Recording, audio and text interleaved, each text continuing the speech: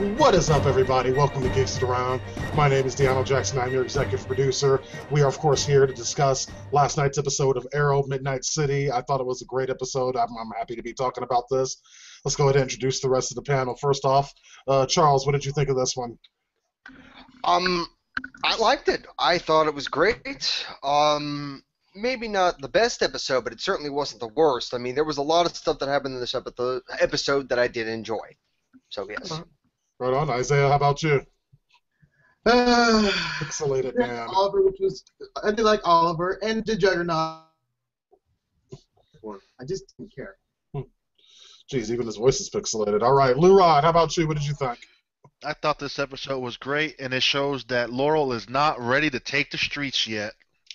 Yeah, and actually, it's like I'm glad she's terrible. Because that's one of the first things I actually want to discuss. I really like what they're doing with Laurel this season. I really do. I like the fact that they have her, wanting to, aspiring to the mantle that her sister had, but not being ready for it yet. It's like every other costumed hero that we've seen, it's like Arsenal included, we've seen pretty much hit the ground running. It's like as soon as they costumed up, they were ready to go. And I was really hoping they wouldn't have done the same thing with Laurel, because, yes, she does not have this kind of training, and that was something that was hammered on tonight, as from both Arsenal himself and Diggle, that she's not ready, that she does not have this background. So when she goes out, so when she goes out, she's making mistakes, she's doing things wrong, she's getting herself hurt. I like that. Mm-hmm. I really, really do. But I think what helped Arsenal more, the fact was, like he said in the episode, I've been doing this a lot longer than you, as far as I lived in the Glades and I had to survive on the streets. So that's what made me already tough. What Roy had said, saying that he said that he was trained by Oliver, who, has been doing this a lot longer than any of them, and that he also had years on the streets, so he knew how to survive on the streets, especially in the Glades. Mm-hmm. So even with Oliver's training, Roy has the experience he needs, and then of course we have Diggle, who was in the military. So yeah, Laurel, all she has is a law degree. That's it, and a few boxing sessions with Ted Grant, and that's about all she has under her belt. Yeah, that is exactly all she has. But so what we're seeing with her is her not being ready to take this role, but still trying to take it on. And it's like we'll see progression from her that we haven't been able to see in any other heroes. Like, I mean, from episode 1, Arrow's been Arrow. It's like we've seen a lot of his training in like the backstories and whatnot, but not since he donned the hood. Same thing with Arsenal. Same thing with Diggle. I mean, it's like even Felicity's additions to the team, it's like she didn't need training for any of that. It's like she already had it. Her role was already set as soon as she showed up. Laurel is trying to force herself into this world, and it's an uncomfortable fit. So I think it's going to be interesting to see the progression of that as she gets better and better at being Canary. Mm-hmm. And I think that's really cool. That they're not trying to fast forward all that, do some sort of 80s training montage, and all of a sudden she's kicking ass like she said. Cool though. That would be cool. It would be kind of cool. Had that montage, like yay, montage, yay. Anyways. Yeah, no. Yes, it would be better. I don't feel like going to see Laurel doing nonsense. She still looks a shovel. You don't like anything that Laurel does in the show. I mean, let's be real. We saw last week how long it took her to swing her little baton, whatever you want to call her little weapon. I mean, she swung back and really unleashed. And then this episode, she just seriously took an ass whooping. No matter where she went, she was being thrown like a rag doll. Uh-huh. And she still hung in there and managed to take care of shit. Yep, and that's what probably will give her, with viewers, more confidence. They'll start to buy her character a little more. Like, you know what, she's a fighter, and she's going to stick with us. No. Oh, Isaiah, you don't like anything, so we're just used to your little reactions. Yeah, exactly. It's like, you hate everything and everyone. Everything's predictable to you, even though you actually predict nothing. Yeah, because like earlier, it's like, actually, let's go into that a little bit. It's like earlier, it's like we had Isaiah calling this episode predictable. It's like before he went on air. Okay, Isaiah. I thought it was going to happen too. Come on. What exactly did you predict? What was so predictable about this episode? What, Laurel catching an ass whooping? Yeah. That wasn't predictable. That's pretty much a given. Exactly. Yeah.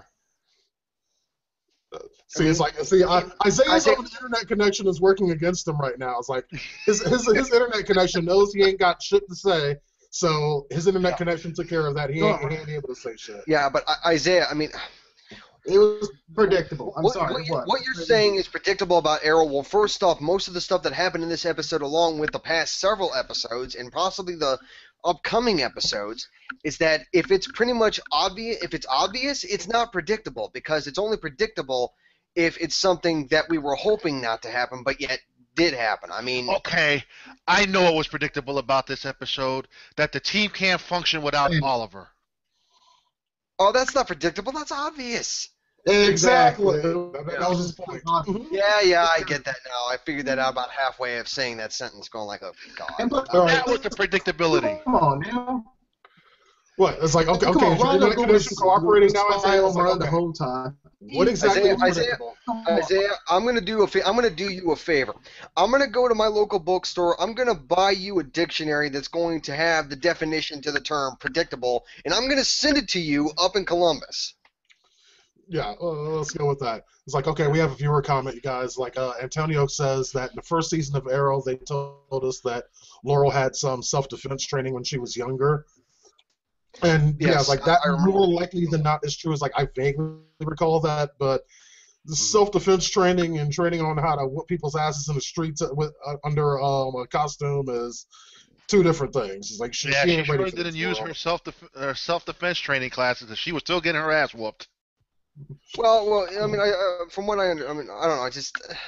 Damn, this is gonna make me sound like an asshole. Classes, so guys gotta understand. Self-defense classes don't teach you how to whoop people's ass. They teach you how to do enough so that you can run away.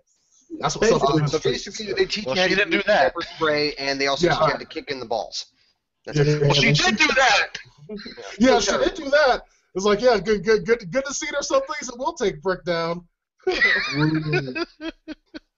She's still terrible. It's like you got a little bit of vulnerabilities anyway. Come on now. She's terrible. What are you finally ready to tell us exactly what was predictable here, Isaiah? She got one person killed. Okay, she got one person killed. Actually, it wasn't her. Arsenal got somebody killed. Thank you. Hey, she shared the same responsibility. They're both. It wasn't her that got him killed. It was Roy. I know, but she's still involved. It's like, I mean, you have to be kind of a sociopath to say that either of them were responsible for it. Brick was responsible for it. Yeah. But it's like, I mean, if you want to get into who caused that response, it was Arsenal, not Laurel. Yeah. But she could have popped the tire. She could have done something, but she got beat down like a rag doll. Heat of the moment kind of thing, man. I mean, thank you. I would have expected. Isaiah acts like he would have done better in the situation or something like that. Like he'd have jumped in there like Bruce Lee and whooped everybody's ass. This motherfucker cowering in the corner talking about Isaiah logic, boom, boom, boom. Exactly. Thank you, DeAno. So I'm just saying, because come on, do something. Damn it! World. Don't just the hell. Yeah, a punching bag. That's what she was. A punching bag. Yay, shovel face. Okay. A punching bag. Laurel's problem was she's not used to this type of combat. Two, she's not used to an earpiece in her ear telling her which direction to be in to absorb a punch or to counter something. That's what her problem was. Hopefully next episode that ends this little 3-story arc, she gets better and throughout the season. No. Actually, this story of her getting her ass whooped and all that was enjoying. Because it's teaching her. You want to talk about predictable? You're sitting here denying the fact that this story arc is very clearly about Laurel building up and getting to wear the mantle of her sister. You're denying that, and that's very directly and obviously what they're doing. That's actually what they've said they're doing, and you're still denying it. If you can sit there and deny something this obvious, then you have zero right to call anything predictable ever. Anybody disagree with that statement? Too bad. I'm going to do it because I am 100% in agreement. No one cares. Oh, she come Black Canary. No one cares. Dude, this actually has been the best thing for them to show them that okay, as much as we need Oliver, we need to start learning how to depend on ourselves and stop letting Oliver be the almighty Green Hood. Because he was almighty. And that's what I'm looking forward to seeing. It's like that once. I'm looking forward to Oliver returning eventually and seeing the team as a real oiled machine to the point where at that point they don't know where he fits in anymore. That would be cool. It's like You I know, was he like, could take. we got He, this shit. he could sit there and take a night off to go out No, with they don't. Felicity Yeah, and not have to worry about something going wrong. See, this is what's setting up a good story for all of them. If you think about it, they needed this. Let them keep thinking Oliver's dead, and when Oliver makes his grand return, they're going to be an oiled machine to be like, you know what? We got this for you if something was to go down. We could keep going in your absence. Yeah. Yeah, I think that's very, very cool. Okay. Isaiah, There's of course, nothing disagrees predictable about because that. he disagrees with everything. I'm sorry, they're terrible. They're just terrible. That's what they are. What's terrible about them? Let's go ahead. Can't stop a villain. Can't stop a I've been gangster. talking all over And them on purpose. comparing to Bugsy Out, they comparing to Al Capone. You can't do that. No, you can't do that, man. All right, Dude, the first man about walked Al into a Capone. goddamn city hall and took over like nothing with no resistance by the cops. Exactly. That's some Al Capone shit. Yes, thank you. Exactly. Left and right without Oliver. I'm sorry, don't act. They're not gonna get better. I'm sorry. They're Oh not. God. Oh man. Your Isaiah They are. logic is giving me a headache, dude. I don't even think he That's the understood what I point. said. I don't think so. I Hey, really that's- don't. How about they already know what the case is? They suck at their job without Oliver, and that is true.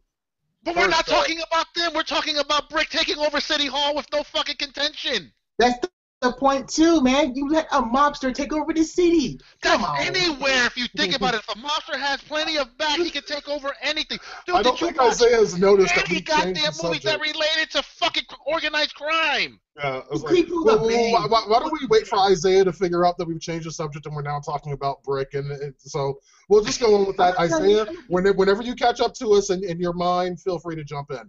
But I really like this villain this season. I was like, I do I too. said that last week, and I will say it again now. I think he's been a powerful force, and he's a good villain for Team Arrow in their current state to go against.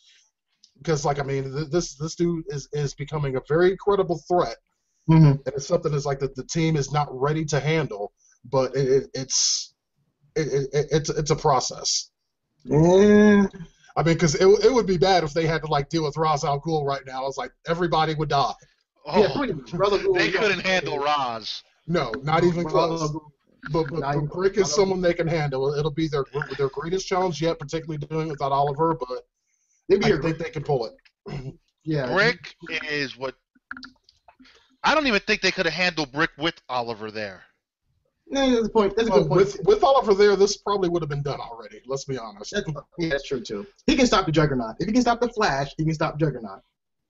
He ain't stopped the Flash. God. He outsmarted the Flash, but Yeah. he didn't stop the Flash. He stopped him though by outsmarting him. No. See, here we go. Instead of it being a 3-story arc, it might have been a 2-story arc because it would have took an episode for Oliver to figure out how to stop him. Because Brick is not your ordinary criminal. He uses things to his advantage. Yeah, true. But if there's one person in this show that we know can use situations to their advantage, is Oliver Queen. As Right. well. But they would have drug He's it like out to be Batman. at least 2. Yeah, at least 2 episodes. It's like I'm just saying that if Oliver were there, this whole Brick situation would have probably been sorted out last night. Yeah, pretty much. Yeah. So it's like In a day. it's a good thing for this trilogy. It's like until Oliver makes his return. It's like I anticipate Brick being a non-issue by the time Oliver actually does get back, because by then they'll sort it out. And we saw And by that then they'll grow Arsenal's more arrow, together as a team as well. and Arsenal's arrow had no effect on Brick. He just pulled that shit out like nothing. Yeah. It had an effect. It went in. That's more than I can say for bullets that have been shot at him so far. Yeah. Well, those were bullets shot with a fucked up gun. Yeah. That's also true too. Mhm. You couldn't shoot him in the head. Like, shoot him in the head, Arrow. I mean, Arsenal, do something. Okay, I mean, this is No, a dark you shot him in the show, shoulder. but Good I job. don't see them going that dark. Yeah, it's like remember Errol stopped He could have done being something. a Put the killer. bombs out. He stopped being killer. It's like that was the entire first season story arc. Isaiah, where the fuck have you been? Calling that season predictable. Who cares about him? He should have been a killer. He was a good idea to be a killer. boy, you off your meds. She over there rambling about something. It's like, I can't even understand you no more. It's like, this is funny. It's like, I say your internet is so bad that you're not even saying words at this point. They're just vowel sounds. Yeah, I think You're your actually internet. not I think seeing your Exactly. internet wants you to stop. For real. No, Dude, I'm too good for that. how No, no. the internet Logic's not wars true. have reversed on Isaiah. It used to be Charles who we couldn't understand and see, and now it's become Isaiah logic. Mm-hmm. Yeah. Ugh. The internet Trying- itself trying to keep hates doing Isaiah logic, which is a point of view I can completely be sympathetic to. Yep. Mm-hmm. See, like, look, I'm trying to defend himself right now. Just look this. Hey, watch this. Speak, Isaiah. Go ahead. And I rest my case. It's racism here. Okay, so we're just The gonna. internet against me. It's racism. Black on black racism, of course. Okay. All right. So No, Brick's no. main- It's not black on black racism. It's internet racism on Isaiah. See what I mean? Even Leroy agrees with me. It's black on racism. See what I mean? Okay, See what so I mean? Brick's Oh plan boy, this he's whole catching time that is like, so late. what Brick is trying to do here is like he's had a very clear plan this entire time to take over the Glades. This seems to be the biggest step that he's taken in that so far, is that he is actually trying to get all police officers and whatnot to leave the Glades. And to that end, is like he kidnaps councilmen, aldermen, or whoever he can, like straight up out of the meeting they were in to try to figure out how to deal with them. Now that just takes a lot of balls. It does. Oh yeah. He was cool. Yeah, that was really cool. I have to admit, that was super cool. One thing I don't know if we're actually past this part, but in the part where Brick and his men storm City Hall and take the aldermen, there's that small moment where Ray Palmer charges one of the criminals, tackles him to the ground, and Felicity just stands there and just watches the whole thing play out. And that actually influences her to make a decision later in the episode. But I just thought that scene was just badass. That was Yeah, one of so, the scenes. yeah, I agree with It that. took a little more than just Ray Palmer trying to protect her honor and shit like that. It was some other shit that went down too that made her. I come know around more. that him doing that had nothing to do with just her. It had something to do with what he was wanting to do with the what was it, the what are they calling it, Project Adam? Is it? The Atom suit. No. All right, yeah, sure. I know there's a more professional name for it. No, Adam, just say Adam. that's kind of it. Oh, well, Just I don't say know. Adam. Yeah. But I don't know. I just thought that was pretty cool, and it gives us an idea of what he might be doing once he puts the suit on. Which at this point, I gotta ask the panel: are we going to see the Atom suit at all this year? Yes. That's a good question. Yes, Probably, I read. but much later on. Yeah, it'd probably be closer towards the end of the season, but I read that the suit fits him tight. No. Yeah, it's like I wouldn't bet on it being anytime soon. I'm thinking that it won't be revealed until right at the end of the season finale. Yeah. Oh, really? It's like, you think it'll be that far? Yeah, I think it's going to be that far because it would make sense plot-wise. Like, there'd be all this build-up for him getting the Atom suit, and then he puts on the Atom suit, and you can see the thing, or see and hear the thing powering up, and then it goes to credits, and we won't actually see it in action So until a Smallville thing. So Smallville. basically, you're gonna sit there and say we're gonna get some more Ray Palmer for season 4. I'm pretty sure that might be the case, yes. Could work. That was gonna be like a Justice League, but it's gonna be like Avengers as well, because you got Ray Palmer being like Ant-Man and Iron Man. There you go, got your own Avengers right there, son.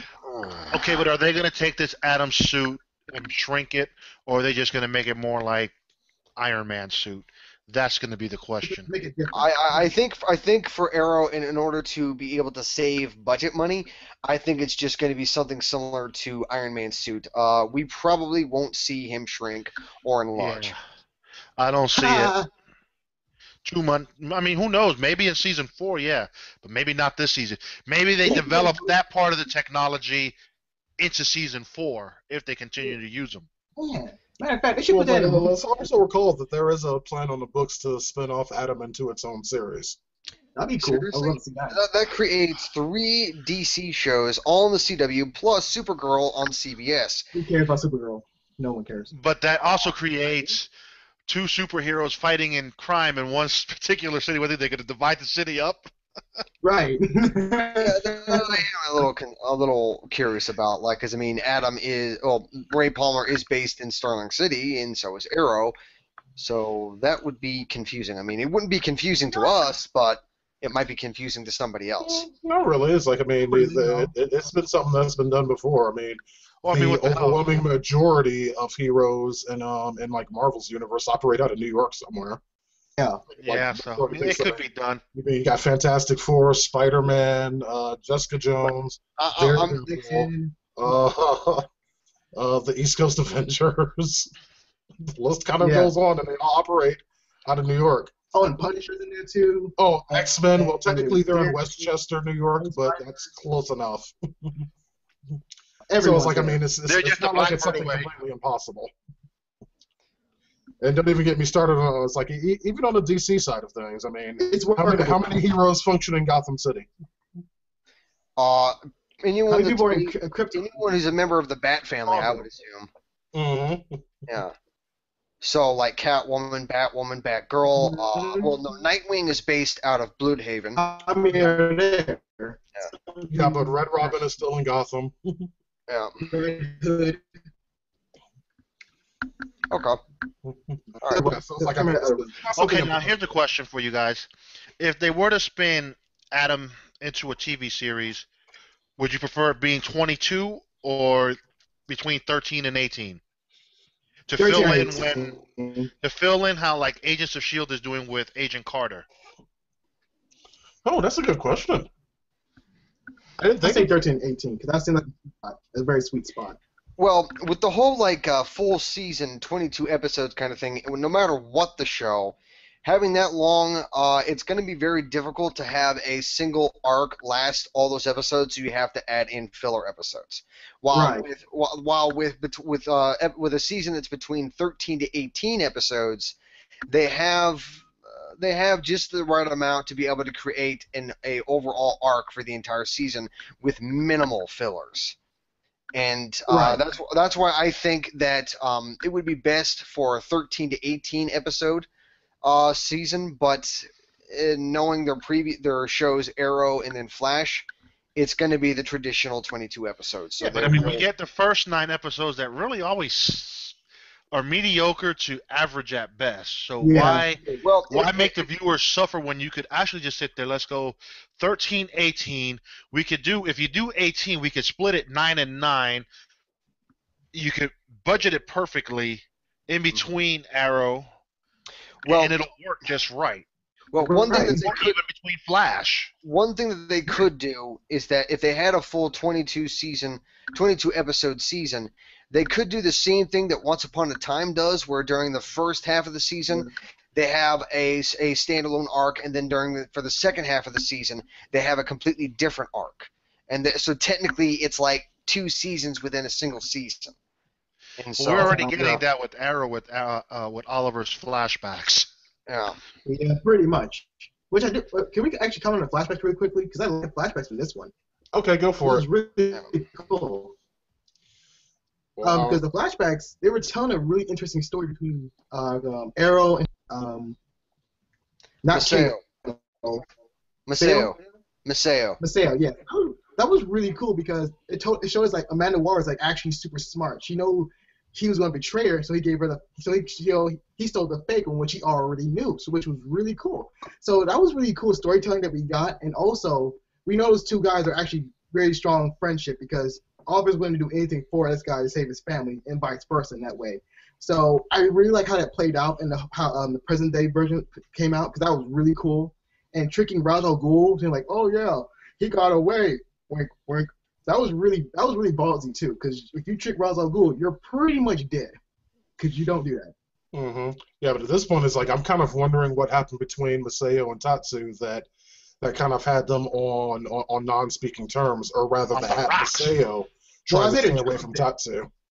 It seems to be totally on his side and not on Tatsu's whatsoever. She seems to still love him and want to be with him.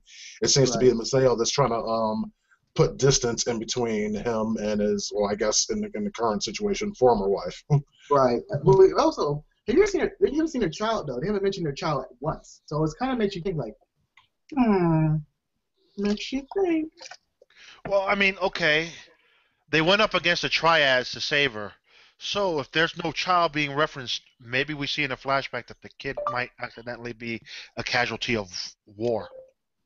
Completely It's possible. It's true. I mean, Also, one last hopefully it's not, but that's the way it's looking. Also, one last thing, folks. White China did an amazing job in this episode because I never liked White China. It was good in this episode. It's China White. Just who cares? I don't care. Anyway, she did a good job in this episode. I don't care for the rest of it. Well, alrighty then. And also something that was interesting to me in this one is like it showed how far that Maseo, at least in the past, is willing to go to protect his family. Yeah, Very directly putting potentially thousands, if not tens of thousands of lives on the line in order to save his wife. It's like even Oliver was thinking, it's like, dude, what the fuck are you doing? Right. I actually respect him for that. I really respect him. Like, dude, that's mad respect because you really do something. You really do everything. Antonio agrees with us here. It's like he also believes that something definitely happened to the child. Oh, in answer to one of your other questions you had here, Antonio, was like I wasn't ignoring it. It was just kind of difficult to work it in. It's like he was wondering how big the Glades is and is it really worth it. If crime is your thing, the Glades is worth it because that's where crime is going on.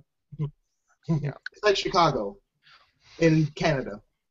Yeah, but what? Don't. No, I don't care. We're just gonna move on. I don't want you to explain that statement. I don't care. Fine. I don't. Fine. Yes, the viewers do know that the show is filmed in Canada. I know. We don't need no Canada references. Come on now, it's like Chicago and Canada put together, son. Put together. No, you do realize that Chicago is a city and Canada is an entire country. Bingo! That's why we're in Toronto. You see what I mean? Oh my God! Ow! My brain. Can't your internet connection go back to not working very well? I like that. That was cool. Had to drop some real knowledge, man. I dropped some real knowledge. That's not dropping any knowledge. That's just your definition of knowledge and my definition of knowledge are two completely different things. You know Isaiah Logic's in the dictionary now. It's in the dictionary, son. Okay, so moving on. Something else we have happening in this episode is Malcolm Merlin continuing to try to convince Thea to leave town because he is extremely worried that. Okay, you want to say convince or manipulate? Right. Well, I at think this he's point, trying to manipulate it a little bit more than everything. Well, hey, if he really wanted to do something, it seems that manipulation wouldn't be something he has to do. It's like, I mean, he used that herb shit to make him straight up kill Sarah. If he really wanted her gone, that could happen. Right. But do we really think the herb was the trick, or is she just covering it up? I don't know, man. They got herbs for everything in this fucking show. They got mind controlling herbs and they had a herb that brought Iroh back to life, and then they also started using some sort of penicillin tea. No, that's called like I said last week, they went and they got with what was his Najirobe and got some sensu beans. Well, that's the all herb of all herbs. It's actually Piccolo Senior. Oh, Christ. Moving along. Anyways, what you were saying from before. I don't know. I mean, anyway, yeah, it's like but Thea seems to have made her final decision. She wants to stay there, and for some reason, it's like Malcolm actually seems to be allowing this. It's like, does anyone think that the conversation that he had with Ray actually got through with him a little bit? No. It just seemed. I don't know, that smirk that he gave while he was still leaning on the railing after the end of their conversation makes me wonder, like, okay, this is part of my plan actually all along, to see how far is she willing to stay and protect all what's hers. Right. And also, her speech was kind of cheesy. I mean, it was kind of cool too, but it's kind of cheesy. Like, yes, we can stand up against Ra's al Ghul. He should be afraid of us. Are you high? Are you on those herbs again? Well, first off, that's something pretty easy to say if you don't actually know who Ra's al Ghul is. Right. Yeah. Like, okay, have fun. It's like, I mean, anyone can say that shit. It's like, fuck a Ra's al Ghul. It's like, I'll fuck Ra's al Ghul up. having no idea that he just kind of beat your brother in combat and he wasn't even armed at first. Right. It's pretty much saying your own death warrant. That whole scene where they keep telling her she can't handle the truth, I was just waiting for like a Tom Cruise, Jack Nicholson reference. You can't handle the truth. Or what's in the box? Like, what's in the box, man? What's in the box? More herbs. That has nothing to do with 7, man. With the box? It's more similar to A Few Good Men than it is 7. The box? Seriously? Whedon? Really? Yeah. You jumped entire movies, dude.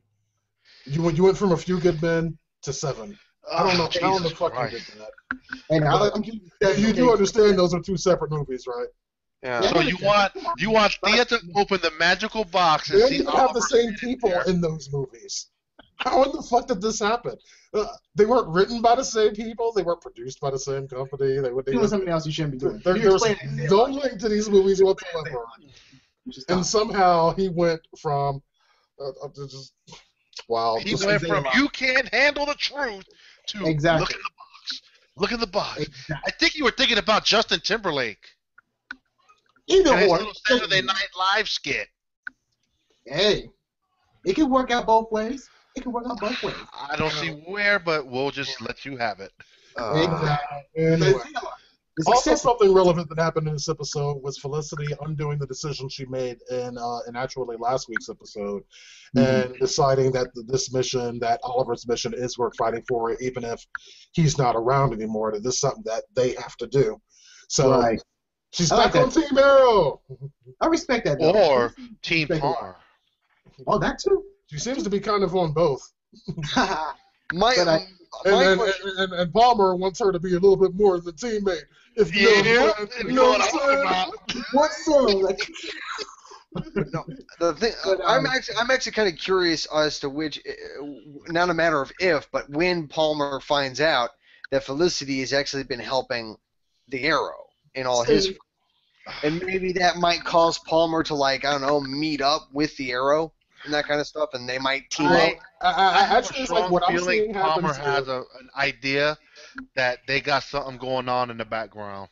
right. No, it's like what I'm honestly seeing at this point is Felicity starting to fall for Palmer, and right when she does, that's when Oliver's gonna get back. You? Right. And also, we forgot to mention the nightmare itself, like the nightmare with Felicity or Oliver had. That was really cool, though. It was kind of confusing who had that nightmare, but we know it was Oliver. But it was still cool that. What do you mean? There was nothing confusing about that. Hey The now. nightmare happened, and then Oliver woke up. Hey now. It could have been both ways, Dan. It could have been both ways. Anyways, it was still nice, though. We'll let you have that one too. Buddy. Thank you. Let me It have does it some. for you. Stop taking my stuff. Oh, good God. And it's like, and the one thing for me that kind of fell flat this week was that fucking DJ. I forget his name because honestly, yeah, he gives a God, shit yeah. about him. Turns out he's an agent for the League of Assassins reporting to Maceo. Really? I told y'all that's Really? son. That's predictable. I actually thought that scene was pretty cool. Be quiet. I didn't see it predictable. I found it shocking. Really? Yeah, Really? Yeah. I didn't see the goofball No. being a hired gun for the league Yeah. or for Mateo. But Isaiah, What? That's their key. Isaiah found it predictable, although, let's point out here, he did not predict it. Come on now. We knew he was up to something. We knew But that hold up. he was up to something. Yeah, we all knew he was up to something. But what Come on, if that we- kid is actually Mateo's son? What? No. No. What? No. Oh God! If they go that route, I am done with this show. I am done with the discussions. I am done with the fucking CW. I'm done just everything. I'm Oh, and done. Lurod, if you remember, the time between the flashbacks in Hong Kong to the present day, Oh yeah. You're right. You know what? You're right. 5 years, yeah, which 5 years. seems to be impossible because so everything that's happening in the Glades has been within a 1 year period. Everything that's been happening on Lean, what's been going on in the Arrow in the present day has been going on for about 2.5 to maybe 3 years. Okay, then it should actually be a lot further back for these flashbacks than 5 years. Because the way they're making it sound is like the flashbacks happened remember, 5 years ago, and everything that's happening now is like a year later.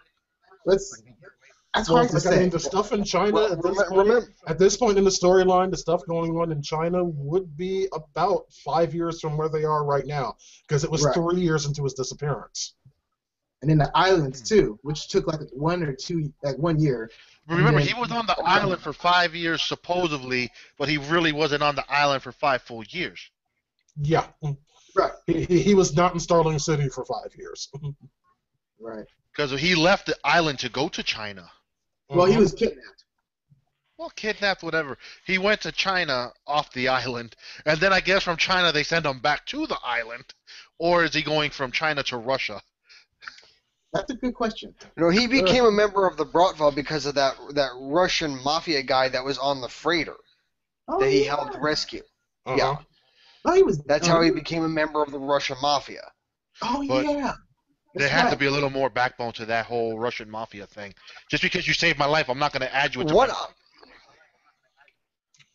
What I'm apparently thinking, he and did, this is because me that's going- what happened. It happened on screen. We saw it happen. That was last season. But who knows? Amanda Waller might send him to Russia to do some shit.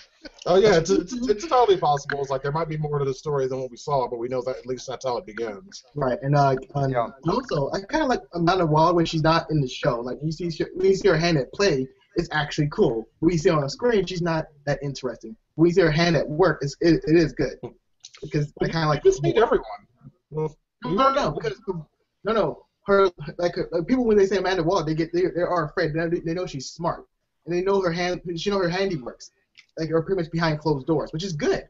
I don't like seeing her on screen though, because it's not. She's not really the Amanda Waller like I know from the other beforehand. But again, when they say her work, it's really good. Okay, all right, fair enough. All right, let's go ahead and kick it into wild speculation time. Y'all got anything? Yes, I got something. Do you remember what it is? Yes, I remember what it was because I was actually going to try to say it a few minutes ago, but it's actually two speculation. The first is, and the first one is probably more obvious than actual speculation, is that I think what created or what kind of forced Maseo and Katana to end up like not being together anymore is the loss of their child. I think their child is dead. I think either he was directly killed by China White or he was killed by accident in a crossfire, and that's what I think caused the two of them to sort of be separated. But my second speculation is more of what's going to happen in the future flashbacks for Arrow, like especially for the flashbacks that are going to be going on in season 4. As we know, the first 2 seasons, the flashbacks were based on Lian Yu. Where the season 3, the flashbacks have been mostly in Hong Kong. I think that in season 4, he's going to end up going to another area, like what Isaiah said, with going to Russia, or possibly somewhere else.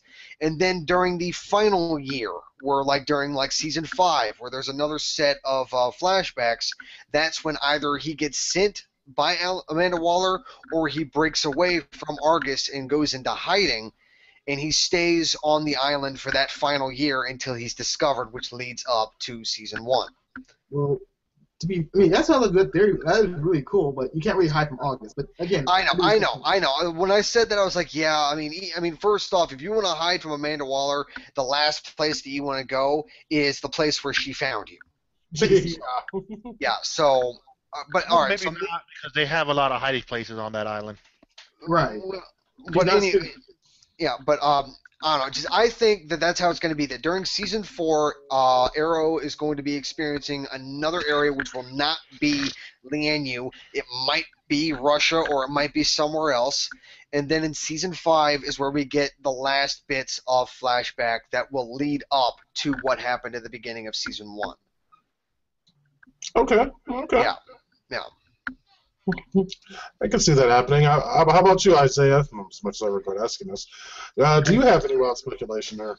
In all honesty, yes. Here's a good speculation, folks. Isaiah, 1 second. Hold that thought. Okay. All right, Isaiah, go. Okay, here's a speculation and one question. I'm going to start speculation first. Okay. So we know Ra's al Ghul and Mara's going to be at war. It's going to take part in the city, which is true. So I kind of think that this is where Oliver's going to show up out of nowhere when the war is actually starting. between Merlin and Ra's al Ghul, because that's the fight's all about. Merlin and Ra's al Ghul, because they pretty much are at each other's throats, kinda.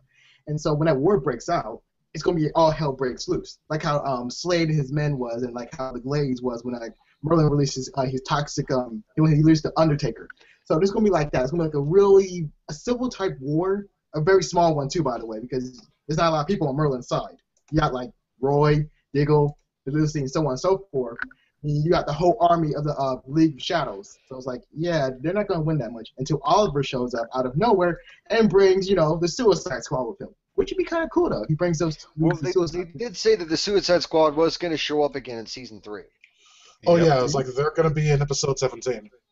See, there you go. So We've might got bring them in the fight, man. Suicide Squad shows up. And I think before that we get Slade back. Oh god. Oh yeah, we'll get Slade back before we get Squad back. Anyways, and the last.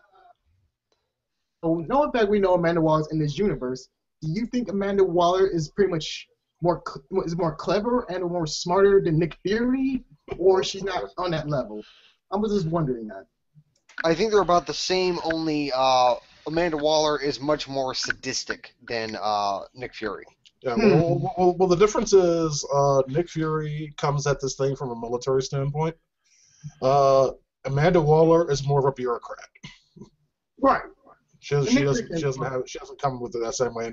And also a pretty big difference. Amanda Waller is ruthless. Nick Fury, at least, he's got things he wouldn't do. Waller tried. It's like, if you recall, Amanda Waller tried to have an entire passenger jet destroyed simply because China White was on it. Right. And so, I mean, you have to look at that's something Nick Fury wouldn't do. I won't say that now. Damn. Nick Fury would actually do that. He would do that. Absolutely not. If you can honestly sit there and say that, then you don't know Nick Fury. Nick Fury has a little more compassion for human life than that. Yeah, there's no way Nick. You see it in the MCU universe going on right now. For real. He's not willing to put other people's life. When Avengers, remember when the helicarrier was going down and he said, move it to the left out of civilian population, take us down into the sea? I mean, right there, that should tell you.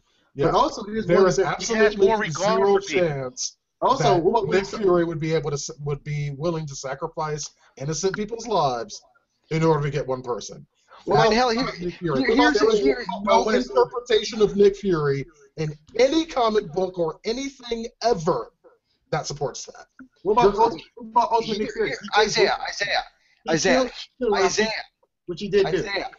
There is an even greater example as to how Nick Fury will not do certain things. Remember in the Avengers, where the Council of S.H.I.E.L.D. ordered a nuclear device to hit New York just to blast everything up? Nick Fury chose not to do it. He didn't allow it. He even tried to stop the jet from taking off of the helicarrier. Which is true. Again, that's all true. So you're answering your own question.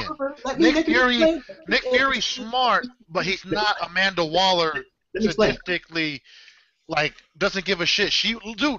Last season, Amanda Waller was willing to blow up all of Starling fucking City to knock down Slade's crew. Let me explain even further. Thank you. Okay. You've got 30 seconds. You know what? I'm going to go ahead. Give Isaiah his 30 seconds. Okay. And Winter Soldier, Nick had an idea pretty much to keep the world safe, which is true for the innocent people out there. However, this idea was pretty much stupid in its own right, because you're pretty much you're going to stop crime before it actually happens. That means you're going to break more laws and more rules, and actually you might kill more people by doing this, like the drone strikes that we have today. So it might create more enemies, it might get more people killed. Are you talking about Project Insight? Right. That wasn't his idea. It was Alexander Pierce's idea. It was the World Security Council's idea. And Nick Fury's. It was Hydra's idea. God damn it! Nick Fury was just the guy that was overseeing the whole project. It was not his brainchild. He was supporting the idea, which is pretty much he did. He had some role in that. Anywho, this is the discussion for Arrow, not Winter Soldier or MCU in general. It's not. What is the conversation, though? Yeah, besides, your 30 seconds is up. Leroy, did you have any wild speculation on this one? No. everything Charles hit on the head was pretty cool. Yeah. I really think liked maybe this. the last year she says, "Okay, Oliver, I'm done with you. Oh, I'm not taking you back home. I'm putting you back on that island. You find a way to get your ass off this bitch." Have fun. It was like, I don't know if this can really qualify as bond speculation, just kind of how I see this thing going out. It's like, I absolutely agree. It's like, I mean, Roz is going to come to Starling City. It's like after Oliver returns, and there is going to be a major throwdown. I see Maseo siding with Oliver in this war, and I see that costing his life. Oh yeah, Masayo's gonna die, and I think Katana's also gonna die because Masayo's gonna die first. Katana's gonna get pissed off because of what happened. She's gonna attack either Ra's al Ghul or the assassin that killed Masayo, and she's going to fail. She's probably gonna end up getting stabbed, and then she's gonna be thrown to the ground. Matter of fact, I actually think Katana will survive.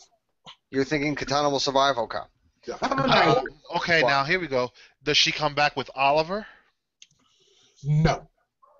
No, matter of fact, I would say she would come back separately following Maseo. yeah, but I have another speculation though, a really good one. Since you guys are talking about Merlin and talking about Ra's al Ghul, what if to save the city, maybe Ra's al Ghul will give Oliver like a chance? Like if you can save the city, you gotta kill Merlin. Because that'd be a really interesting choice too. To save the city, you gotta kill one evil dude, which Oliver said he's not gonna kill again. So it's gonna be really it's gonna be like a morally gray area. Like, do I save the city to kill one person, or risk my life and the city to stop one dude who I cannot beat whatsoever? I don't see it shaking out that way, but it's a good speculation. It is. But it's like, hey, we got a long season ahead of us. Lots more to come, and of course, Geeks Around will be there every step of the way here at youtube.com/geeksaround. Don't forget to subscribe so you don't miss this or any other discussion that we do.